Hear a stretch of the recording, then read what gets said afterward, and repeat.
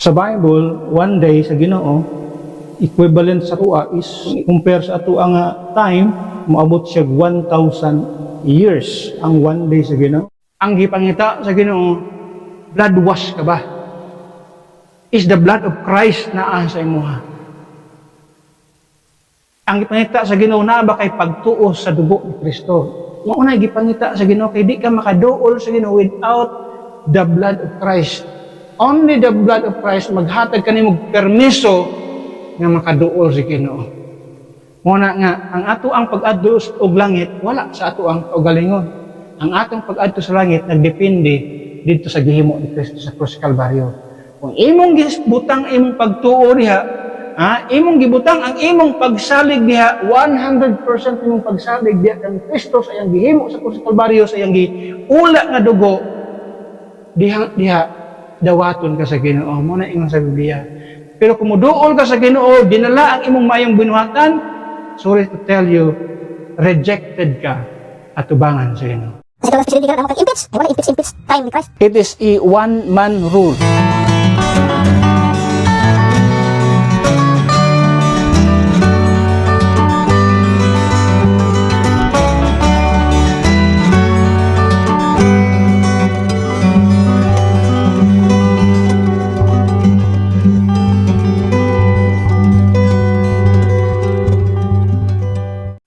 Okay, Ephesians chapter 3 verse number 2. Ako ang basahan ni Sunday mga mata. It says, if ye have heard of the dispensation of the grace of God, which is given me to you ward. Ato hisgutan ng kabuntagon ang gitawag og the truth about dispensational truth.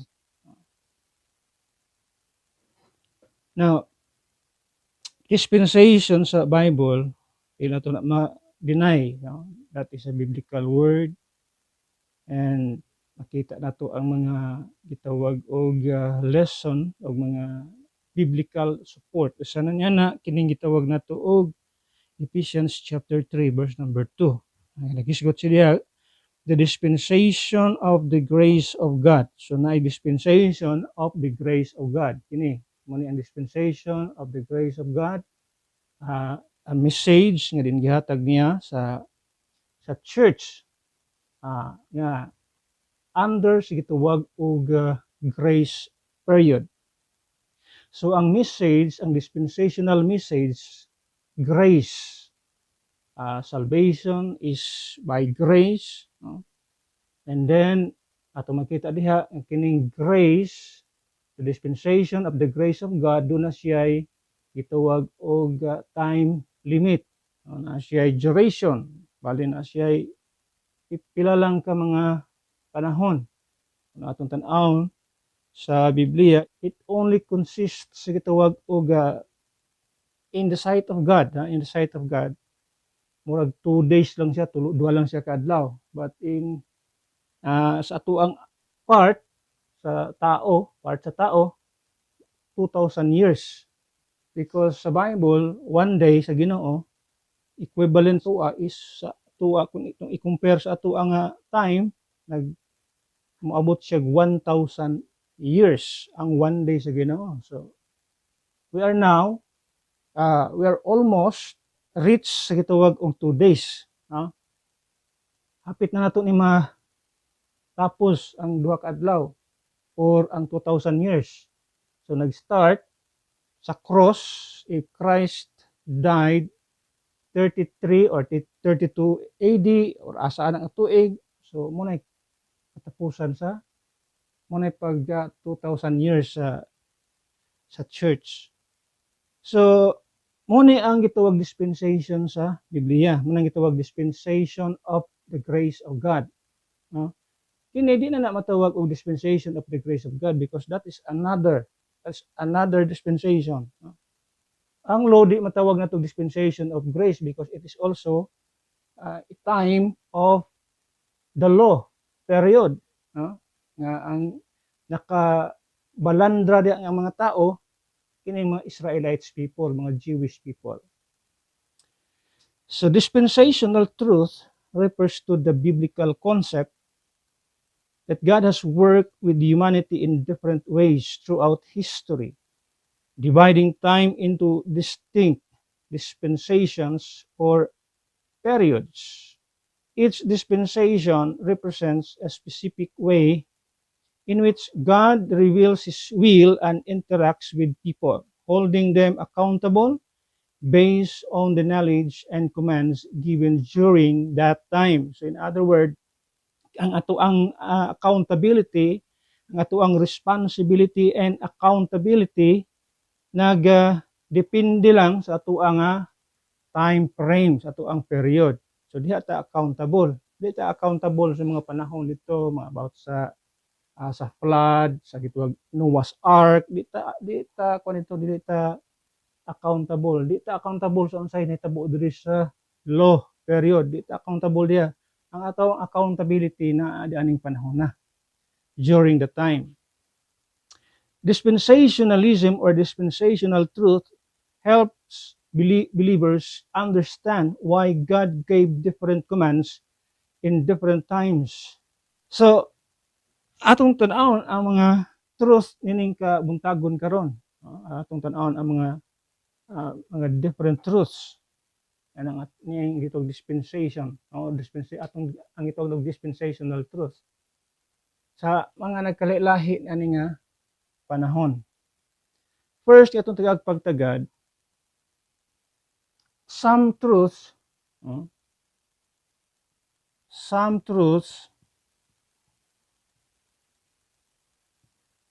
are personal.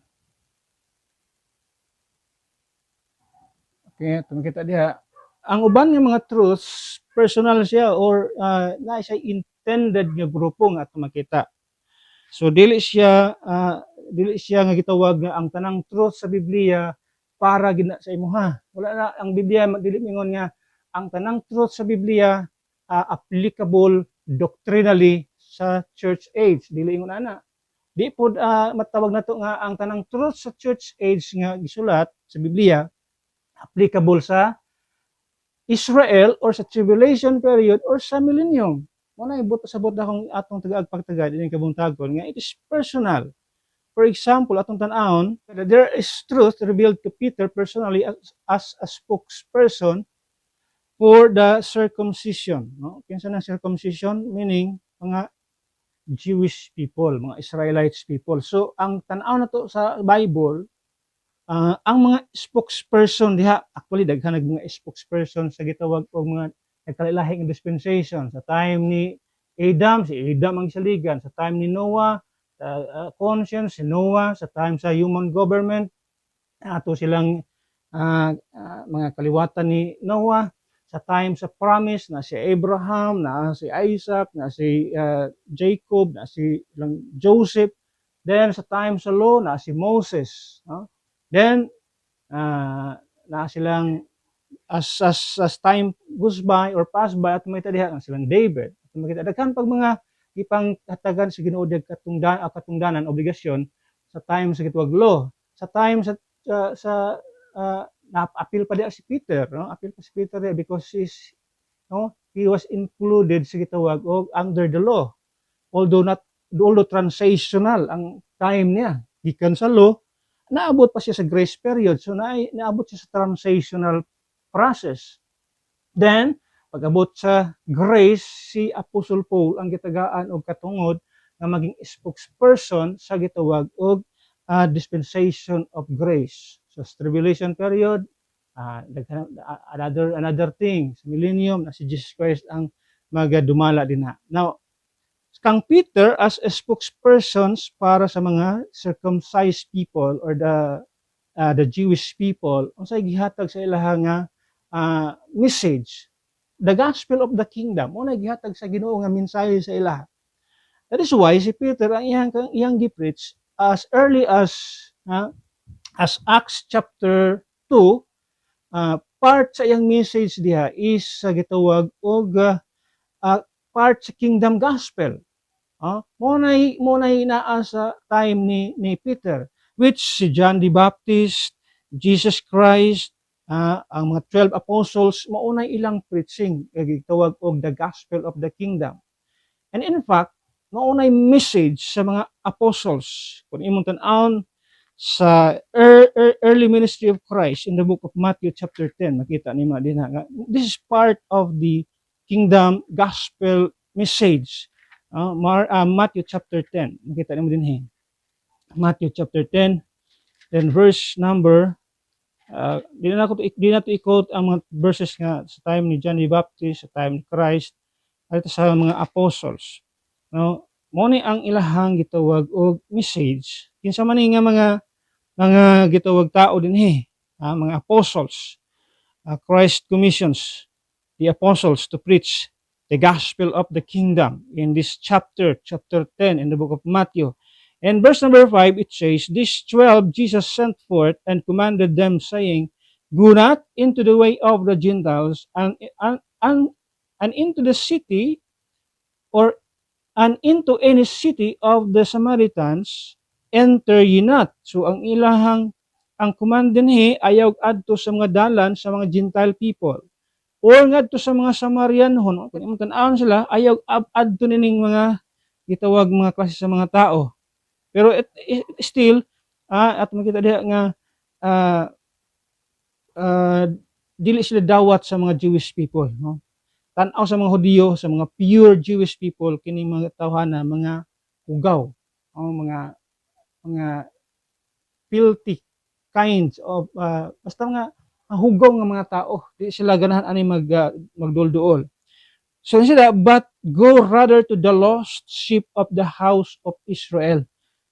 And as you go, preach, saying, the kingdom of heaven is at hand. So, sa ilang mensahe, the kingdom of heaven.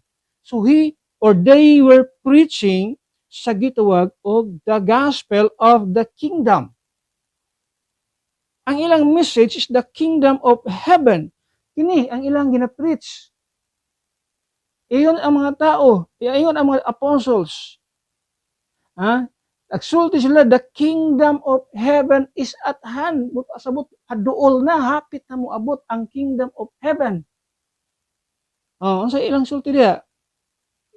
Verse number 8, heal the sick, cleanse the lepers, raise the dead, cast out devils. Freely ye have received, freely give. So, kung imong tan-awon ang ilahang ang kaparte sa gitawag gospel of the kingdom na ay mga miraculous event, or na ay mga miracles nga ilang ipakita but usabot they have power to heal the sick. Manay ginagamit karon sa mga daghang kayong mga tili evangelist nga ibutang na imong kamot sa imong telebisyon niya sana maayo kasi imong baltian mo yung gigamit ng mga bersikulo. That is not in our time. Sa time na to karon, dili na sa atong time karon. Why? The proof nga nung dili na sa ato ang time karon, even si Apostle Paul, he lost that kind of power when he ministered to the Gentiles. Naana siya mga kauban nga 50-50 na mga masakiton. Yang kauban niya si Timothy, giingnan niya nga pag inom og gamay bino para sa imong sakit sa tiyan. He lost that power, and even himself, no, di siya makayaw siyang galingon. Do not turn up the flesh. Nga sa iyang lawas nga di niya maayo-ayo. Nga naman na, because sa diyang ang iyang ministry ni adto na sa mga Gentile people, he lost that kind of kanang gitawag og gift of healing. Manay part sa gitawag og gospel of the kingdom, or the kingdom gospel. Ato makita diha sana sa mga part na kay kagahom to heal the sick and to cleanse the lepers. Kinsa man ron nga mga nagclaim diha nga mga TV evangelist, mga faith healers nga dunay kagahom nga moayo sa mga sanglahon. Wa may tao nga nagpaila-ila diha nga kami makaayo mig masakiton. Wa may muta ingon ana nga moduol dito sa mga sanglahon, unya ayohon yang sanglahon. Mulikay man ako nga isang lahon. Kung naa pa na sila karon, ilan tong gipang adto? I have been in Cebu na ay part diha sa Cebu murag man siguro gitawag nila og kalimot ko sa pangalan pero naay lugar diha nga taas kayo pader og ngutana ko nga taas kay pader ospital ito sa mga sanglahon nga tao. So naay mga lugar nga una na. Pero walay tao, walay kuan ito, walay mga faith healers nga moadto dito unya ayohon tong mga sanglahon, wala. Pero kini sila, kining mga apostles dinhi, kining mga spokesperson kini silang Peter. Doon na sila kagahom to heal the sick and to cleanse lepers. And sila raise the dead. Okay sa man mga faith healers nga nag-claim nga makaayo mig masakiton. Unya makabuhi diri patay karon. Kisa man wala ingon ana. Naayo nagpakaron ingnon pero dili tinuod. Napayuban diri nga napayuban sa television or sa makita mo nato sa YouTube nga nagpapakpak og bitin. Pakon bitas bitin, patay man lagi. Nawaran klase sa mga tao claim nga gamhanan siya, di siya di siya madutlan sa poisonous snake. Pero sa dang gipaak, patay. So ato makita din nga kanang mga claim, false claim. Kini siya it is only a sign of being an apostle. Kung usa ka apostle, naa ka niya nga sign. You can heal the sick, you can cleanse the lepers, you can raise the dead, and fourthly, you can cast out devils. Mao na ato makita sa mga signs of apostleship. Usa na siya sa mga timailhan sa mga taong nagwali sa gitawag gospel of the kingdom, naa sila ni anak nga abilidad, naa sila nga gift. Sila, freely ye have received, freely give. Provide neither gold, nor silver, nor brass in your purses. Pero tanawan ng mga faith healers karon, tanawan ng mga gitawag og gospel, prosperity gospel nga mga tao. Mga dato kayo. Naka-airplane, naka-mansion ang mga balay. Pero ang sa sulti sa Biblia, kining mga tao, provide neither gold, nor silver, nor brass in your purses. Ang sampo lang i-provide nga wala man sila. Ayan, verse number 10, nor scrip for your journey, neither two coats, neither shoes. Tanawan na karong mga tuhan, di makaatog lang lugar, kundi maka-personal, why personal nga airplane. Grabe nga mga tao. So neither shoes, nor yet staves, for the workman is worthy in his meat. Una siya ang makita nato sa time ni Peter. Naon sa man ang iyang message, even in the book of Acts, tanaw to sa book of Acts, tanaw yang message. Acts chapter 3 verse number 19, tanaw diha. Repent ye therefore and be converted, that your sins may be blotted out, when the times of the refreshing shall come from the presence of the Lord. He's speaking of the millennium or the millennial reign of Christ. It is a time of refreshment, it is a time of restoration, it is a time of rain. Ato makita din muna yang gi-mention siya. And he shall send Jesus Christ. O iyan po ipadala og balik, but pasabot ipadala na po niya balik si Kristo Jesus. Ano mo yung ipadala balik? Kay in sumpay that statement is which before was preached unto you, but pasabot nawali na ni siya kaninyo kaniadto, but pasabot niya hinasyan niadto, pero ipadala siya pagbalik. That is referring to his second advent, second coming, Armageddon, at makita niya. So he is preaching here the kingdom message, the gospel of the kingdom. Verse number 21. Whom the heaven must receive until the times of restitution or restoration of all things, which God hath spoken by the mouth of all his holy prophets since the world began. So the kingdom message at makita sa Biblia is spoken. Or keep spoken. Klaro sa Biblia, spoken since the world began. So muna ang message nga niabot kang Pedro personally as a Jew, mao na ilahang message. That is a Jewish thing, personal na nga mensahe para sa ilaha. In other words, this is not ours. Kita nga kaniadto Gentile in the flesh and now in Christ. So this message is not for us. Kining mensahe dili ni para sa atoa. Kining mensahe dili ni Peter dili na para sa atoa. Heal the sick, cleanse the lepers, raise the dead. Dili na siya atoa, cast out devils, dili na siya para sa atoa. O gidungagan niya dinhi siya diha. Kining mensahe, kining gospel of the kingdom is spoken since the world began. And then, kung atong tan-awon, kung doon ay truth, gi-reveal ato kang Pedro or kang Peter personally as a spokesperson for the circumcision, there is also truth revealed personally to Paul as a spokesperson to the uncircumcision or to the church, the body of Christ. What is that truth? The gospel of the grace. Kung kanina, the gospel of the kingdom. Now, the gospel of the grace, gi-reveal nga to kang Apostle Paul. Kanang to Romans chapter 16. Romans chapter 16. Okay. Kaya ato ning i-rightly divide ang word of truth. Kaya kung di nato siya i-rightly divide or in a dispensational at gitawag og teaching, di nato ni magkalan rakas ang katudluanan sa grupo or sa katao. Verse 25 and 26, instead, now to him that is of power to establish you according to my gospel. So nagisgot siya my gospel. And I believe he's referring to the gospel of the grace of God, because this gospel of the grace of God was revealed personally to Paul.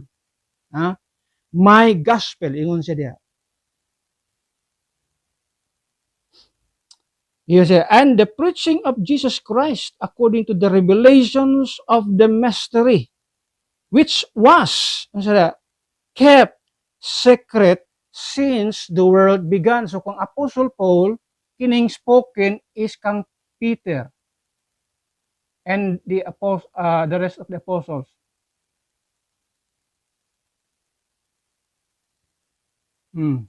Kining secret diri nga gisulti ni Paul, revealed to Paul. Secret, ingon siya.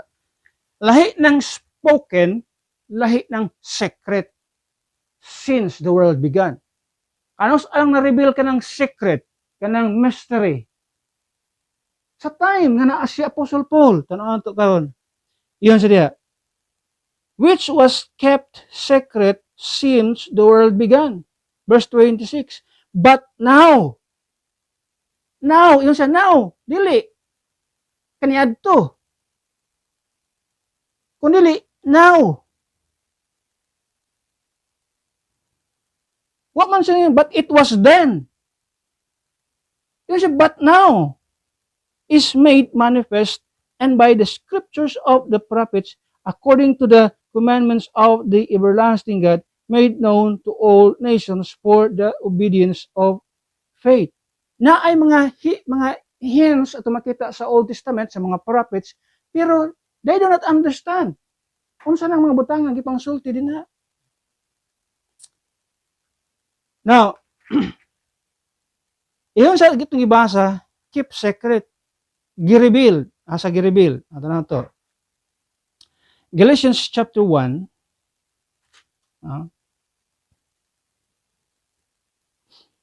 Galatians chapter 1, verse number 11, it says, but I certify you, brethren, that the gospel which was preached of me is not after man.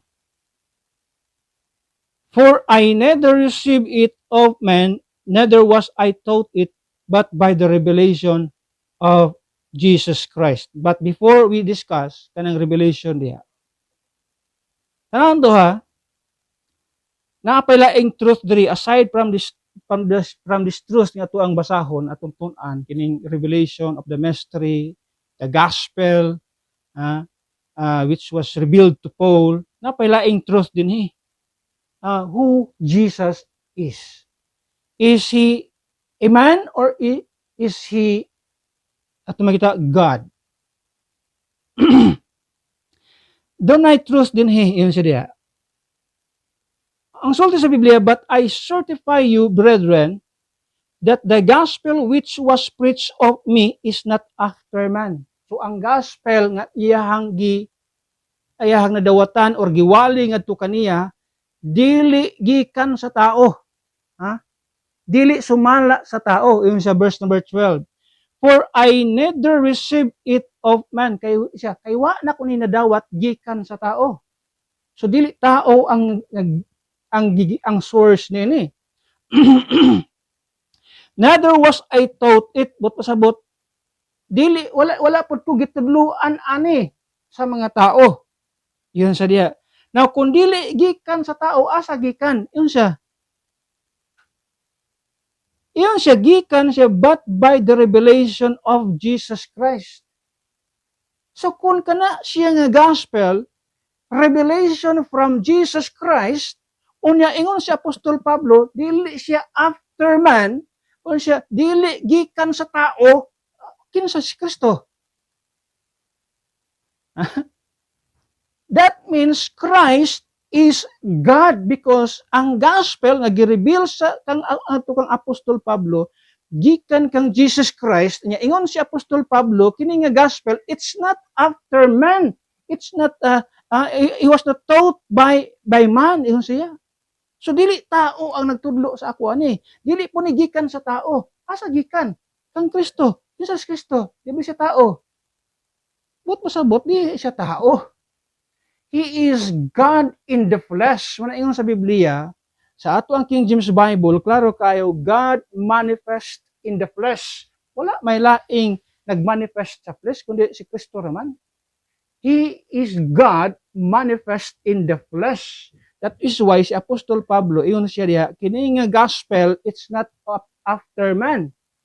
Neither tao ang nagtudlo ani nga hikanako. Kini siya revelation kang Jesus Christ nga ingon siya dili tao. Dili tao, naduha man ang naa sa kalibutan. Tao og Dios asa man ana. So therefore si Kristo ani gipasabot ni Apostol Pablo, Dios siya. Wala ingon siya dito sa gitawag og 1 Timothy 3:16, God manifest in the flesh. Now balik sa ato ang mensahe. Ingon sa Apostol Pablo, wala gikan or di gikan sa tao. So in other word, ang gospel nga na-preach sa iya, ang gospel nga na-reveal sa iya, dili gikan sa mga apostles. Dili gikan sa mga apostles kay dili man tao ang naghatag sa iya. Unya, yun siya, kanus na-reveal, yun siya, but now. Dili kaniadto. Kung dili si Apostol Pablo napadayag, diri si Paul, subot pasabot kanang gospel dinhi pa na siya na padayag now. So diyang na si Apostle Paul. So wala siya na reveal prior kang Apostle Paul. So unsa day ang gospel nga giwali sa mga apostles, mo ta ko tong gisulti, kingdom gospel or the gospel of the kingdom. Nga mo giwali ni John the Baptist, mo giwali ni Jesus Christ, mao'y giwali sa 12 apostles anang time. So prior to Paul, gospel of the kingdom.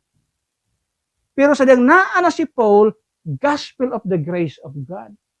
Iyon siya, but now, katong gibasa ganiya Romans 16 verse number 26, but now was made manifest.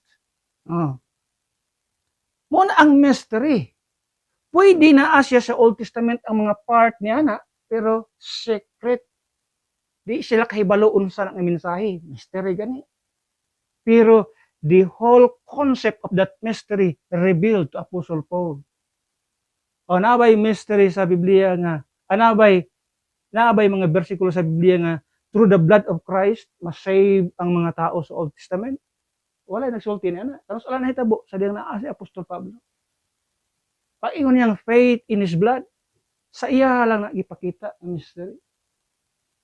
Ang kamatayon ni Kristo is for our sins. Iyon siya sa ato ang gospel sa gitwag of 1 Corinthians 15, 1-4, mabasa mo diya. Pero gisulti ba sa unang panahon nga ang iyahang kamatayon or ang iyahang gitwag dugo is for our sins? Why gisulti ni ana? Ang naa sa ato ang time karon si Pablo lang ang nagsulti ni ana.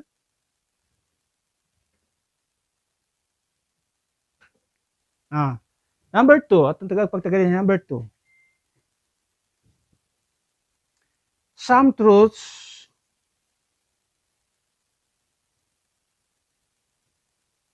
are periodical or periodical. Kung pasabot, asya'y period. Ngayon, periodical, sa mga estudyante, na sila ito periodical test. So, kini nga time, mag-test, maabot ko lang time, mag-test.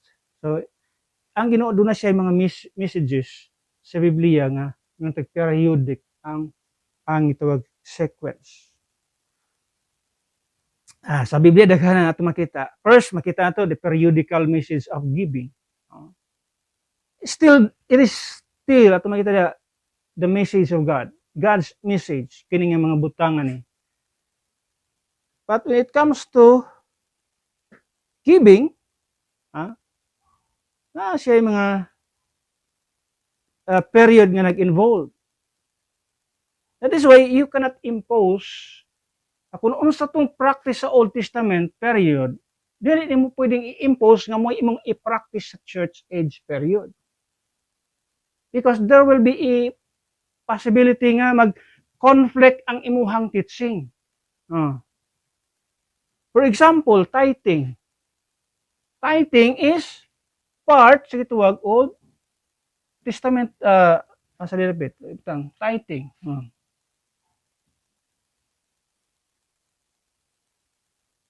This is 10% in Old Testament time. Naging parte na siya sa Old Testament period.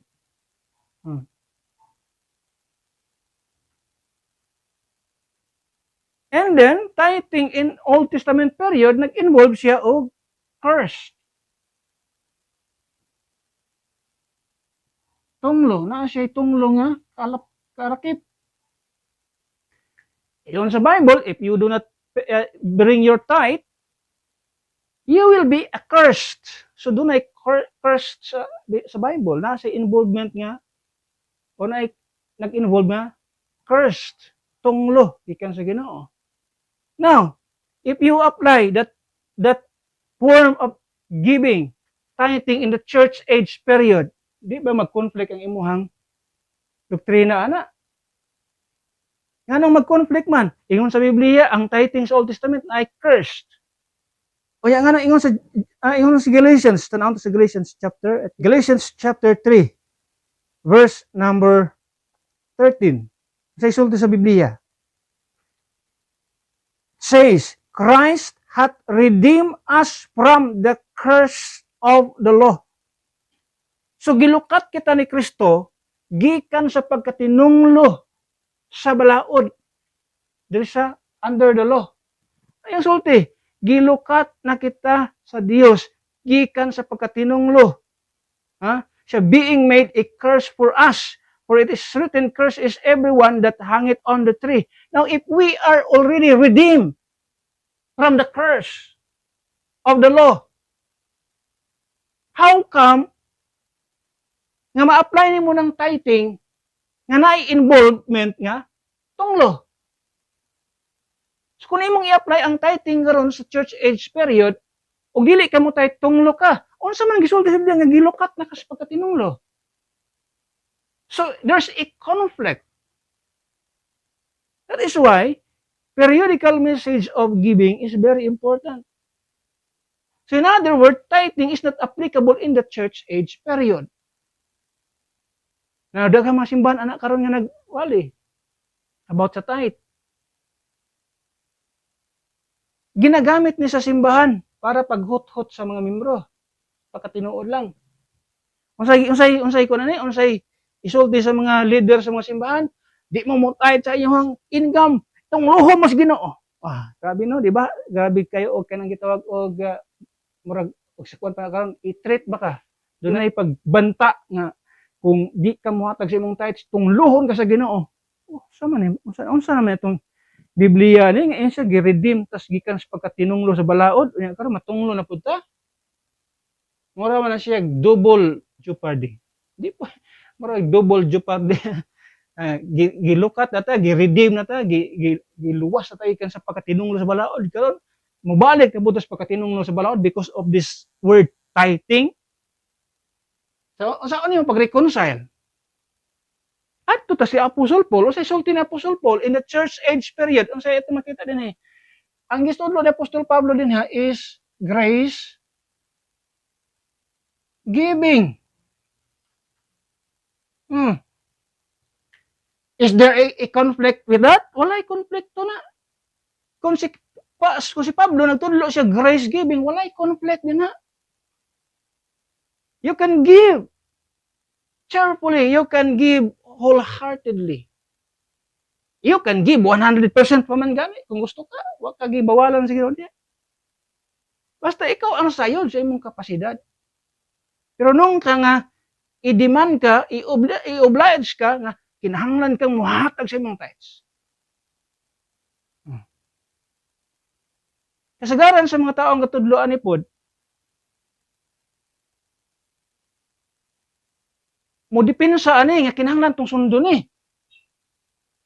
Pero kung atong ingnon nga sa titra lagi ka nagdepensa. Hindi man ka mo depensa sa adlaw ipapahulay. Dapat kung mo depensa ka sa tithing, dapat magdepensa ka sa adlaw ipapahulay. Nga adlaw ipapahulay Sabado. Kapitong adlaw. Hindi man ka nagpahulay sa adlaw ipapahulay. Mayroon ka nga, Old Testament naman. Old Testament ng tithing. Ang gisulti man ni Jesus Christ sa iyang earthly ministry. Ano sa aman tong earthly ministry ni Kristo Jesus? Ano sa aman natapos ang Old Testament? Di ba sa cross? So therefore, ang gitudlo ni Jesus Christ under sa gitawag his earthly ministry is under the law. Not under grace. Pag abot ni Apostol Pablo, kita pa ba kag tithing nga word gigamit ni Apostol Pablo? No. Kasi ang gamit grace giving. That is why importante kayo ang gitawag periodical message of giving. There's also the periodical message of grace. Na yung mga grace na gimension sa Old Testament pero limited. Yung sa Biblia, a little space ang grace sa Ginoo. Yung sa Biblia, Noah found grace. Ikaw pa'y mangita sa grasya sa Diyos. Pero pag abot sa church age period, ang tanang grace, gi-reveal, gipakita ni sa tanang tao. Titus, I think Titus chapter 2. Sa una, pipila lang ka mga tao ang makakaplag sa grasya. Pinili lang ang makakaplag sa grasya. Pero sa ato karon nga panahon, tanang tao ang grasya sa Dios gipadayag. So walay gipili ang Ginoo. Tanang tao makakita sa grasya sa Dios. Titus 2:11.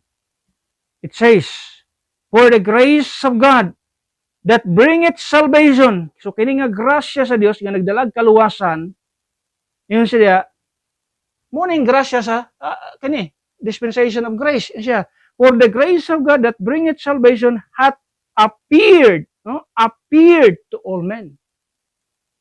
To all men. Dili lang kay mga selected people. Unya ang grasya sa atong panahon karon abundant. Gitawag og the riches of His grace. Sa una dili ingon ana. There is gitawag the periodic message of the gospel. Ato nang gisgutan ang gospel ga duha ka gospel. But there's another gospel na gisgot tag kingdom gospel, naghisgot tag gospel of the grace of God, o maghisgot napagitay giingon diri sa tribulation period, everlasting gospel preached by an angel of God. Ano yung mga periodic message of the gospel? Then there's what we call the periodical message of the guidelines. So each group at mga dunay mga gitawag certain guidelines nga ilang sundon sa ilang kinabuhi. Natay mga guidelines, mga Hudiyo, na sila mga guidelines. Na sila guidelines about dietary food, na sila gitawag guidelines about days, mga holidays ilang kinabuhi. Na sila mga guidelines ngayon ana. Kita po sa church age period na po tayo mga guidelines. Kung naay mga guidelines sa Old Testament nga nabalik diri sa church age period, but pasabot applicable na sa tuwa nga panahon. Pero kung naay mga guidelines sa Old Testament periods or period nga dili siya wa siya gibalik sa church age period, but pasabot di na siya applicable sa tuang time. That is why gitawag nato si Apostol Pablo as our spokesperson. Sa ato ang time, siya ang gitahasan sa Ginoo. So dapat maminaw ta kang Apostol Pablo kay siya ang gitahasan sa kamatuoran nga para sa atoa, especially in the body of Christ. Number 3.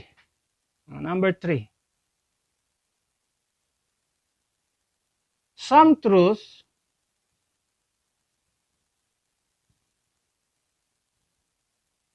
are practical.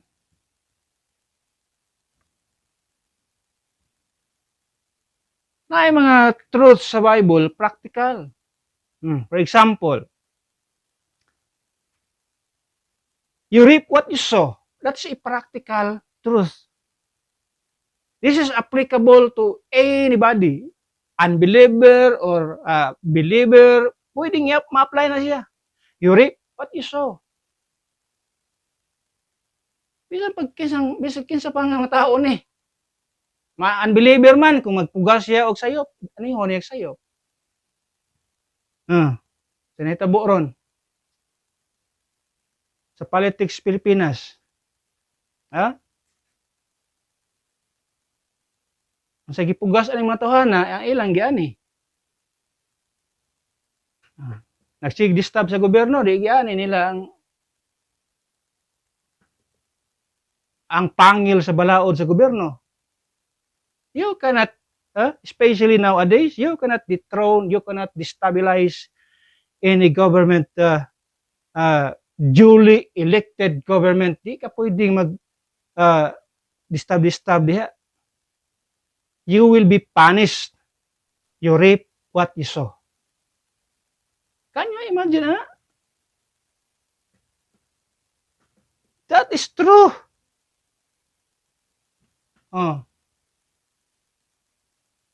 Napay mga ato ni dalon sa umabot ka panahon nga mensahe, blood wash or brainwash versus brainwash. Can you imagine yung mga tawhana? Grabe ka. Ambot na mo sa klase mga utok sa tao. Sa balita karon, 17 ka mga Pinoy tuas Qatar nga preso. Tungod lang sa gathering. Kay naminaw sa istorya nga mag-gather mo diha kay bisitahan na ta mo. Sige, sinitabo karon. That is an tabi ng balaod sa Qatar. Di ka pwedeng mag-public diha gathering when it comes to politics unya. Magsinggit-singgit pa ka diha, you will face the consequences of your action. Tanawa, preso, walay gasto. Kisay mo tabang, gobyerno na pod. Moabot, kung adtos pinaka-maximum nga penalty, moabot sa 13.2 million ang magastos gobyerno na. Mo nang gitawag, you reap what you sow. If you sow trouble, you will reap war.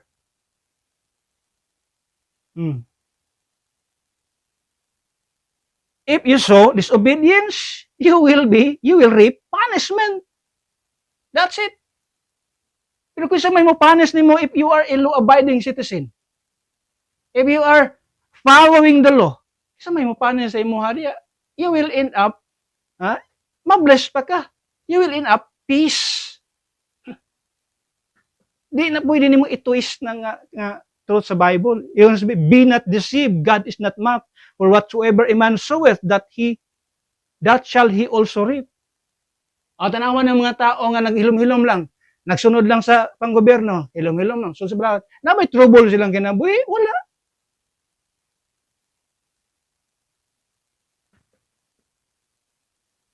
Kinsa lang man na trouble. Ang tarang mga tao masupakon, masinupakon sa balaod. Mo na'y kamatuoran.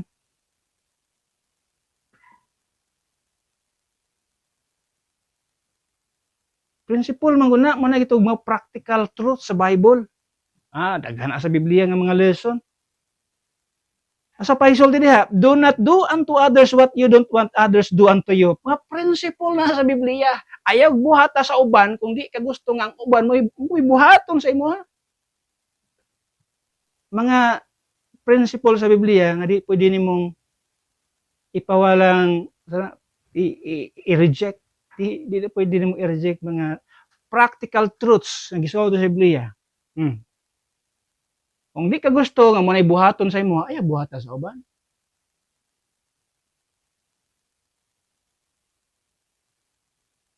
Kung di ka gusto maguba imong kinabuhi, ay guba ang kinabuhi sa ubang tao.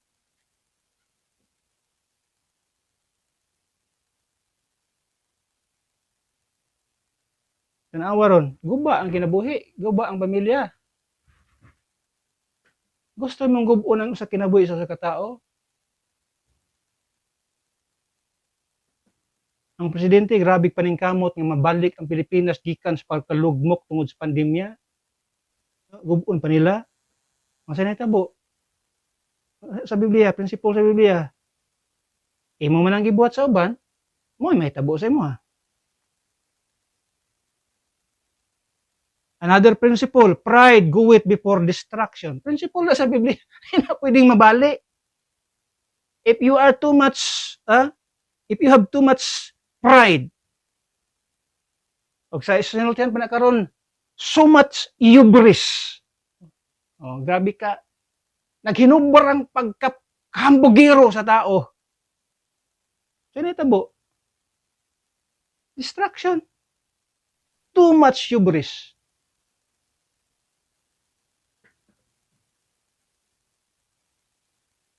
Una isulti sa Biblia, pride goeth before destruction. Kung naghilom-hilom pa lang siya, di siya manginana ron. Sa pang prinsipyo sa Biblia, nindot kayo, a merry heart doeth good like a medicine. Prinsipyo lang sa Biblia, a merry heart, kasing-kasing nga malipayon, mura na siya og medisina sa tao, sa kinabuhi sa tao. Maninindot kay nga tambal kanang having a joyful heart, malipayon kanunay yung kasing-kasing, layo na sa sakit.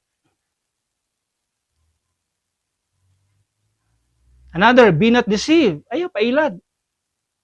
Principle sa Biblia, ayaw pailad. Kaya daghang mangingilad karon, especially sa karon nga panahon, pati daghang mangilad, not just in politics but also in a religious aspect. Daghang kay mga relihiyon karon mangingilad. Ayaw pailad. Kaya ang mangingilad karon grabe ka, nanghilabaw na ang pagkamangilad. Even they themselves, wala makahibalo nga sila nailad. Because we are in the last days. Mga principles sa Biblia, be not deceived, evil communications, corrupt good manners. Sa nang evil communications, bastos kag kinultihan, ay corrupt ang imong batasan. O tanawan ng mga taong bastos og baba. Tanawan ng mga batasan. Corrupt og batasan. Tanawan ng mga tao nga di kabalo mamalikas, bastos bag binuhatan, nabay mga di ba daot ba ang mga manners kinabuhi? Dili. O tanawan ng mga tao nga mga bastos kay suntiya si pamalikas, o sa kinabuhi, ay ayo. Naa naman sa Biblia, principle man sa Biblia, evil communication, but pasabot mga sinultihan nga dili maayo, dautan nga mga pinulungan. Ang sa sulti, corrupt good manners. principle na practical principles, walay gipili na siya nga tao, whether unbeliever nga tao or believer nga tao, practical na siya nga truth. Another pa nga mga practical truth din ha, trust in God, not yourself. Ano yung mga practical truth? Ayaw salig sa kaugalingon, salig nga to sa Dios. Sulti Proverbs 3:5-6, trust in the Lord with all thine heart, and lay not unto thine own understanding, in all thy ways acknowledge Him, and He shall direct thy path. So trust in God, not yourself. That is a practical truth. Applicable bisagin sa mga tao. Bisag sa mga athlete, importante na siya. Tanan nga mga tao ayaw salig sa kaugalingon, salig sa Dios.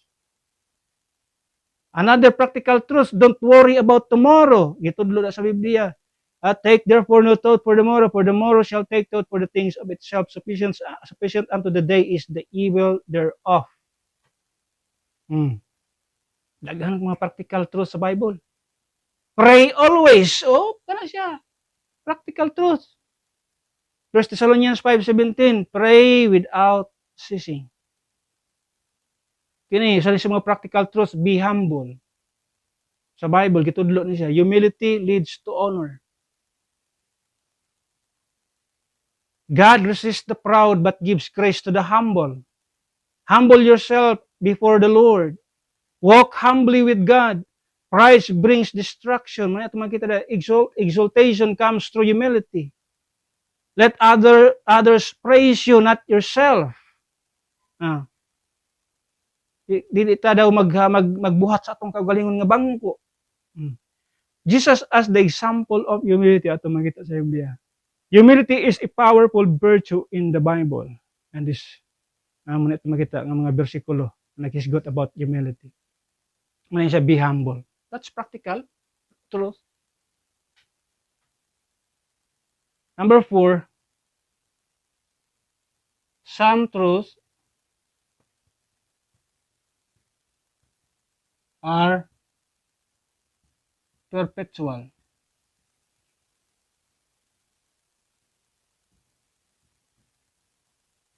Na mga truth sa Biblia nga gikan sinugdan padulong sa katapusan or gikan sa Genesis at makita from Genesis to Revelation, it remains nagpabilin.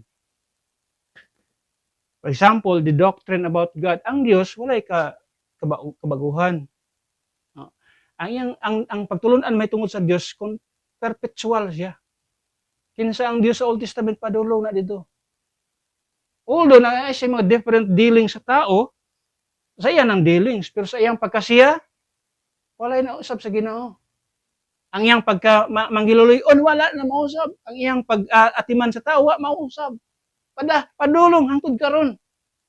We are cared for but pasabot sa Dios, gikan kaniadto ang tao ipadalaan niya ulan, padalaan niya og adlaw. So nay adlaw dunay kangit-ngit, ang tao makapahulay. Wala na ipagkapaltos. Padulong na ito. So when we talk about doctrine about God, that's perpetual, continuous na ang pagkamaayo sa Dios. Generosity sa Ginoo, His mercy, His love, sa panahon niya, His tanan niyang mga attributes, walay pagkausab sa Biblia, perpetual truth ato makita diha. Another, the Word of God. This is a perpetual truth. Iyon sa Biblia, kining Biblia nga atong gigamit, the Word of God, kining Bible nga atong gigamit, is settled in heaven. So gikan sa langit, kining Biblia ipadala niya dito sa kalibutan, ipasulat niya sa tao, settled this sa kalangitan, hangtod karon atong gigamit, wala siya pagkausab. Kung naa may mga tao nag-usab ni ana mo tong mga tao nga mga kaaway sa gituog kamatuoran. Kaaway sa Dios. Gustong i-destroy, gustong i-twist ang truth, pero ang sulti sa Biblia, ang pulong sa Ginoo, wala siya pagka-usab, nagpabilin. Tanaw to sa gituog Isaiah. Isaiah chapter 40. Isaiah chapter 40.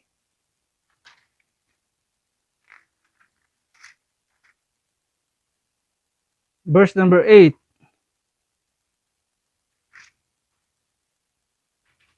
It says, the grass withereth, the flower fadeth, but the word of our God shall stand forever. So it is a perpetual truth. Walay pagkausab ang pulong sa Ginoo. Pero remember na ayawa nga pwede siyang mag-duplicate o lain niya nga Biblia. That is why we are King James only group. We are King James Bible believer. We do not adapt or we do not believe on modern versions of the Bible. Ano man? Daghang mga twisted truth diha. Daghang kay mga truth diha nga ipang tanggal, nangawala. So, maning mga kamatuoran ito makita sa Biblia ay either personal, or periodical, or periodic, or practical, perpetual, mo nang about sa Dios. So, di na siya magkausab. About Christ, about the Holy Spirit. Bisan sa atong kalag, doctrine about soul, dili kakausab ang atong kalag. So, manay importante kayo sa ato ang time, na masabtan na to, unsa ang truth sa tuang kinabuhi, unsa ang dispensational truth. Amo na siya ang mga truth sa Biblia. Ay mga truth nga personal. Dili tanan nakamatuoran sa Biblia, pwede nimong i-claim nga para na sa kuha. Para ni sa kuha dili. Na ay mga truth sa Biblia nga intended na siya para sa mga Hudiyo. If we are part of the body of Christ, ato ta kang Apostle Paul. Ang mga periodical truth, at makita din practical truth, ang gimension ko ganiha, patindaghana na siya sa Biblia. Perpetual truth. Pero pinakanindot din kining ato ang truth sa Bible, the gospel. Wala na laing pinaka-importanting truth diya sa atong panahon karon, because this is our entrance. Gusto kang makabaton sa kaluwasan, gusto kang makasiguro og langit, ang pinaka-entrance diha is the gospel of the grace of God. Wala laing entrance para makasulod ka sa gituwag og makasiguro ka sa imong kaluwasan padulong sa langit. One day maabot ang kamatayon, sigurado ka nga padulong ka sa langit. Once masabtan nimo unsa man ang entrance diha, unsa man ang pinaka entrance diha, mo'y magdala sa imo mura na nagdadto ka og saka unsa ba na siya, kalingawan, unsa pa diya nga naay ticket nga imong dalon, di ka makasulod kung wa kay ticket. Ang ato ang ticket para makasulod ta sa langit is the blood of Christ. Walay lain. You cannot go to the Lord, di ka pwedeng moadto sa Ginoo without the blood. Even sa Old Testament time, ay makita, gusto kang moaduol sa Dios, di ka pwedeng moduol sa Dios without blood. In our dispensation of the grace of God, di ka pwedeng moduol sa Dios without blood. If you are bringing something other than the blood, you will be rejected. I-reject ka sa Ginoo. Nga di na mo akong gipangita, ang akong gipangita sa imong kinabuhi is the blood of Christ nga naa sa imong kinabuhi. Nanawa tong sa Old Testament sa una nga panahon.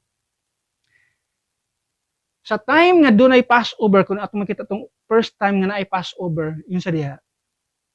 Luwason sila, kwaon sila sa Ginoo. Ingon sa Dios, magbutang mo blood sa inyong mga doorpost.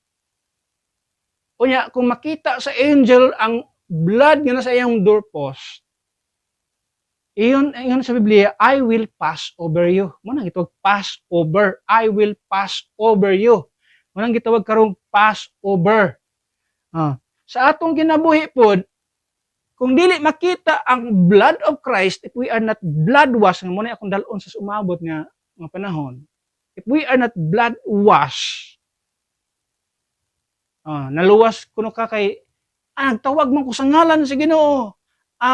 Akong gi-confess ang akong makasalanan sa Ginoo. Nagrepent ko sa akong makasalanan. Dili na ang gipangita sa Ginoo. Blood wash ka ba? Is the blood of Christ naa sa imuha. Ang gipangita sa Ginoo na ba kay pagtuo sa dugo ni Kristo. if you have faith in the blood of Christ. Mauna gipangita sa Ginoo kay di ka makaduol sa Ginoo without the blood of Christ. Only the blood of Christ maghatag kanimog permiso nga makaduol sa Ginoo. Muna nga ang ato ang pag-adto og langit wala sa ato ang kaugalingon. Ang atong pag-adto sa langit nagdepende didto sa gihimo ni Kristo sa krus Kalbaryo. Kung imong gibutang imong pagtuo diha, imong gibutang ang imong pagsalig diha, 100% imong pagsalig diha kang Kristo sa iyang gihimo sa krus Kalbaryo, sa iyang giula nga dugo, diha dawaton ka sa Ginoo. Mo na imong sa Biblia. Pero kung muduol ka sa Ginoo, dinala ang imong mayong binuhatan, sorry to tell you, rejected ka at tubangan sa Ginoo. So ang pinaka-importante, pagtuo sa dugo ni Kristo Jesus sa krus Kalbaryo nga iyan ang giula, gibayaran na niya ang silot sa imong kasalanan, namatay, gilubong ug nabanhaw siya aron tagaan kag siguro nga kaluwasan.